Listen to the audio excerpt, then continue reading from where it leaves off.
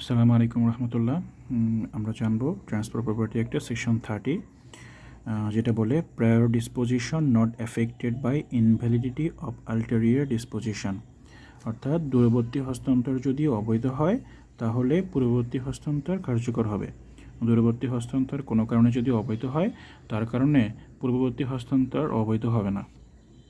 দেখেন, if the ulterior disposition is not valid, যদি দূরবর্তী হস্তান্তর বা পরবর্তী হস্তান্তর যদি ভ্যালিড না হয়, the prior disposition is not affected by it, পূর্ববর্তী হস্তান্তর এটা দ্বারা এফেক্টেড হবে না।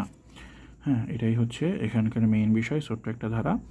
এরপরে দেখেন ইলাস্ট্রেশনে কি বলছে, এ ট্রান্সফার্স আ ফার্ম, হ্যাঁ, বি ফর হার লাইফ।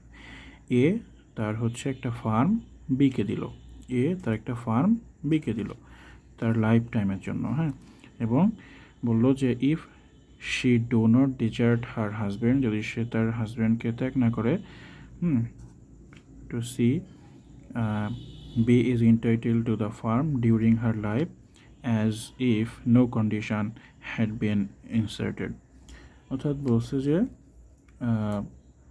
কয়েকটি খামার ক্ষয়ের বরাবর জীবনসত্ত্বে হস্তান্তর করে এরূপ শর্ত আরোপ করল যে সে যদি তার স্বামীকে ত্যাগ না করে তাহলে গোয়াতা পাবে।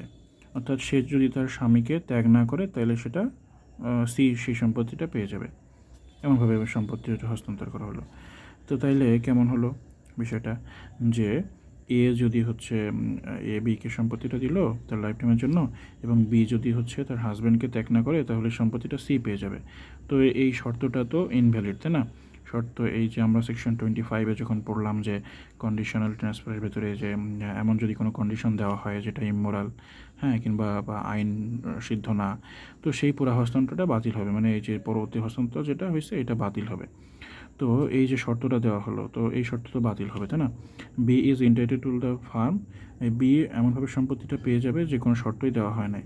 তার মানে পরবর্তী হস্তান্তরটা যে বাতিল হলো এটার কারণে পূর্ববর্তী হস্তান্তর এফেক্টেড হবে না। হ্যাঁ, এটাই হচ্ছে এখানকার মেইন বিষয়। তাহলে এই সেকশনের সামারি কি? সামারি হচ্ছে যে যদি পূর্ববর্তী হস্তান্তর যদি পরবর্তী হস্তান্তর কোনো কারণে ব্যর্থ হয়, কোনো শর্তের কারণে, তাহলে পূর্ববর্তী হস্তান্তরটা কার্যকর থাকবে, কোনো সমস্যা হবে না। Thank you. এটাই ছিল মেইনলি এখানকার বিষয়।